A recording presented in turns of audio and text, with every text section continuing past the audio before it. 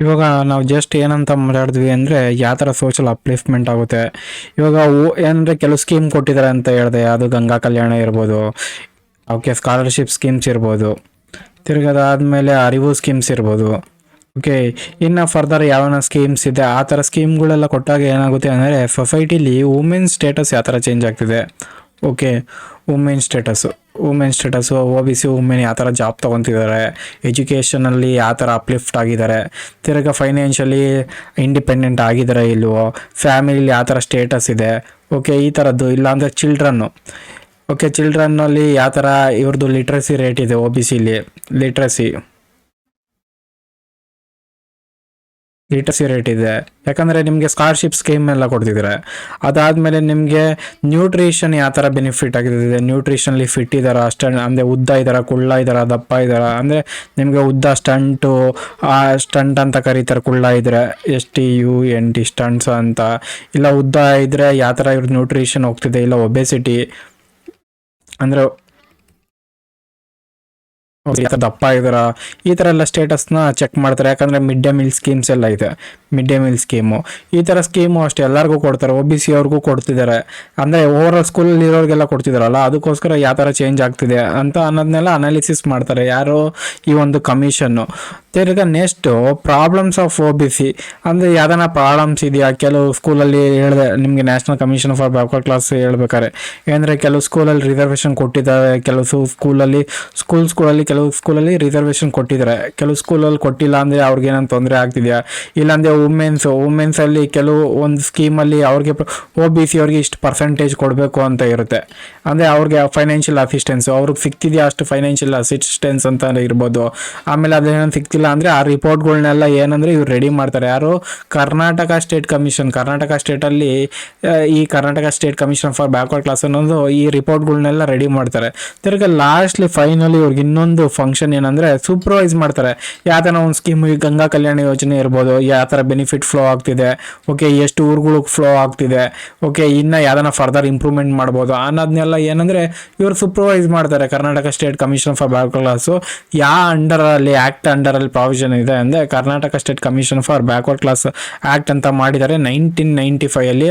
ಅದು ಇಂಪ್ಲಿಮೆಂಟೇಷನ್ಗೆ ಬಂದಿದ್ದು 1997ಅಲ್ಲಿ. ಆ್ಯಕ್ಟ್ ಮಾತ್ರ ಪಾಸ್ ಮಾಡಿದೆ ಅವಾಗ 1995ಅಲ್ಲಿ, ಆ್ಯಕ್ಚುಲಿ ಇಂಪ್ಲಿಮೆಂಟೇಷನ್ 1997ಅಲ್ಲಿ. ಓಕೆ, ತಿರ್ಗ ಇವಾಗ ಫಂಕ್ಷನ್ ಬಗ್ಗೆ ಅರ್ಥ ಮಾಡ್ಕೊಂಡ್ರೆ, ಇದೇ ಫಂಕ್ಷನ್ ಎಲ್ಲಿ ನ್ಯಾಷನಲ್ ಕಮಿಷನ್ ಫಾರ್ ಬ್ಯಾಕ್ವರ್ಡ್ ಕ್ಲಾಸಲ್ಲೂ ಇತ್ತು.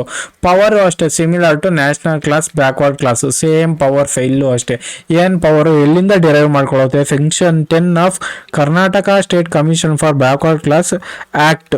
ಯಾವ ಆ್ಯಕ್ಟು, 1995 ಆ್ಯಕ್ಟಲ್ಲಿ 10 ಸೆಕ್ಷನ್ ನಂಬರ್ 10 ಅಂಡರಲ್ಲಿ ನಿಮಗೆ ಪವರ್ ಬರುತ್ತೆ. ಏನು ಪವರು ಅಂದರೆ ಕಮಿಷನ್ಗೆ ಯಾವ ಥರ ಪವರ್ ಇದೆ ಅಂದರೆ, ನಿಮಗೆ ಸಿವಿಲ್ ಕೋಡ್ಗೆ ಏನೇನು ಪವರ್ ಇದೆಯೋ, all the power of civil ಕೋಡ್ಗೆ ಏನು ಪವರ್ ಇದೆಯೋ ಆ ಪವರು ಯಾರಿಗಿದೆ, ನಿಮಗೆ ಈ ಕಮಿಷನ್ ಕೂಡ ಇದೆ. ಅದಕ್ಕೋಸ್ಕರ Karnataka state commission for backward ಕ್ಲಾಸ್ನ ಏನಂತ ಕರಿಬೋದು ಅಂತ ಅಂದರೆ, ನಿಮಗೆ quasi QUASI quasi judicial body,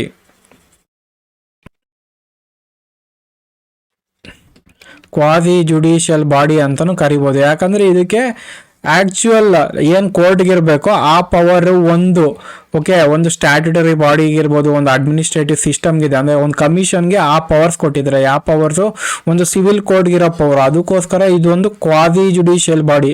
okay, ಈ ಪಾಯಿಂಟ್ ಇಂಪಾರ್ಟೆಂಟ್. ಏನಂದರೆ ಇದೊಂದು ಕ್ವಾಸಿ ಜುಡಿಷಿಯಲ್ ಬಾಡಿ. ನಿಮಗೆ ನ್ಯಾಷನಲ್ ಕಮಿಷನ್ ಫಾರ್ ಬ್ಯಾಕ್ವರ್ಡ್ ಕ್ಲಾಸಲ್ಲಿ ಹೇಳ್ದಂಗೆ ಇಲ್ಲೂ ಅಷ್ಟೇ ಸಮ್ಮನ್ ಮಾಡೋಕ್ಕೆ ಪವರ್ ಇದೆ. ಏನಂದರೆ ಒಬ್ಬ ವ್ಯಕ್ತಿನ ಕೋರ್ಟ್, ಅಂದರೆ ಇವ್ರ ಕಮಿಷನ್ ಮುಂದೆ ಕರೆಸಿ ಒಬ್ಬ ವ್ಯಕ್ತಿನ ಈ commission, national commission for backward class ಮುಂದೆ ಕರ್ಸೋಕ್ಕೆ ಒಂದು ಸಮ್ಮನ್ ನೋಟಿಸ್ ಇಶ್ಯೂ ಮಾಡ್ತಾರಲ್ಲ, ಅದನ್ನ ಸಮ್ಮನ್ ಅಂತಾರೆ, ಕರ್ಸೋಕ್ಕೆ. ಆ ಕರ್ಸಿ ಅವ್ನ ಮುಂದೆ ನಿಲ್ಲಿಸಿ ಅವ್ನ ವಿಚಾರಣೆ ಮಾಡೋಕ್ಕೆ, ಮತ್ತು ಅವನ ಹತ್ರ ಏನಾನ ಎವಿಡೆನ್ಸ್ ತೊಗೊಬೇಕಾ, ಅದನ್ನೆಲ್ಲ ತೊಗೊಳಕ್ಕೋಸ್ಕರ ಏನಂದರೆ ಆ ಪವರ್ ಕೂಡ ಯಾರಿಗಿದೆ, Karnataka state commission for backward ಕ್ಲಾಸ್ಗೆ ಆ ಪವರ್ ಕೂಡ ಕೊಟ್ಟಿದ್ದಾರೆ. ತಿರ್ಗಾ ಏನಾನ ಹೊಸ ಡಾಕ್ಯುಮೆಂಟ್ ಪ್ರೊಡ್ಯೂಸ್ ಮಾಡೋದಿರ್ಬೋದು, ಹೊಸ ಡಾಕ್ಯುಮೆಂಟ್ ಡಿಸ್ಕವರಿ ಮಾಡ್ಬೋದು, ವಿತ್ ರೆಸ್ಪೆಕ್ಟ್ ಟು ಏನಾನ ಕೇಸ್ ಇದ್ರೆ ಅದು ಅಷ್ಟೇ ಪವರ್. ಒಂದು ಸಿವಿಲ್ ಕೋರ್ಟ್ಗಿರೋ ಪವರು ನಿಮಗೆ for Discovery and production of document. ಇನ್ನೊಂದು ಎವಿಡೆನ್ಸ್, ಅಫಿಡೇವಿಟ್ ಕಂಪ್ಲೀಟ್ ಆಗಿ ಕಲೆಕ್ಟ್ ಮಾಡೋ ಅಷ್ಟು ಅಧಿಕಾರ ಕೂಡ ಕೊಟ್ಟಿದ್ದಾರೆ. ತಿರ್ಗಿ ಅದಾದ್ಮೇಲೆ ಯಾವ್ದಾರ ಪಬ್ಲಿಕ್ ರೆಕಾರ್ಡ್ ಇದೇ ತರ ಕೇಸು ತಮಿಳ್ನಾಡಲ್ಲಿ ಸೇಮ್ ಕೇಸ್ ಕಂಪ್ಲೇಂಟು ತಮಿಳ್ನಾಡಲ್ಲಿ ಬಂದಿದ್ರೆ ತಮಿಳ್ನಾಡಲ್ಲಿ ಏನಂದ್ರೆ ರಿಪೋರ್ಟ್ ಏನ್ ಕೊಟ್ಟಿರ್ತಾರೆ, ಜಡ್ಜ್ಮೆಂಟ್ ಕೊಟ್ಟಿರ್ತಾರೆ.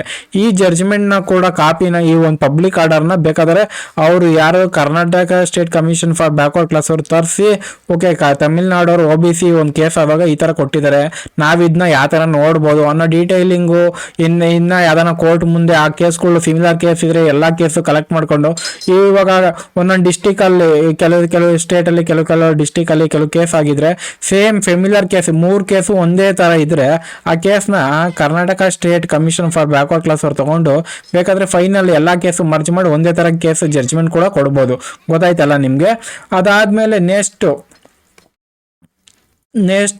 Issuing commission for examination, witness examination ಮಾಡಕ್ಕೆ, ಡಾಕ್ಯುಮೆಂಟ್ ಎಕ್ಸಾಮಿನೇಷನ್ ಮಾಡೋಕೆ ಕೂಡ ಅಧಿಕಾರ ಇದೆ. ಒಂದು ಸಿವಿಲ್ ಕೋರ್ಟ್ಗೆ ಏನು ಅಧಿಕಾರ ಇದೆಯೋ ಅದಿಷ್ಟು.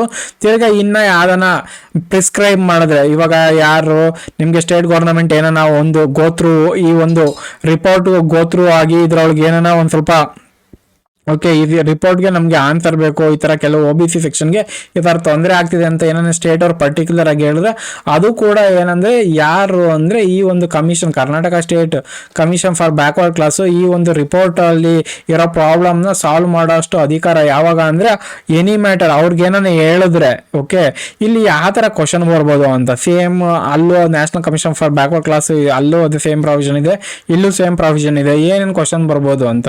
ಓಕೆ ಒಂದು ಸಿವಿಲ್ ಕೋರ್ಟ್ಗೆ ಅಷ್ಟು ಪವರ್ ಇದೆಯಾ? ಸೇಮ್ ಹೇಳಿದೆ ಕೋರ್ಟ್, ಯಾವ ಕೋರ್ಟ್? Civil court. ಒಂದು ಸೆಕೆಂಡ್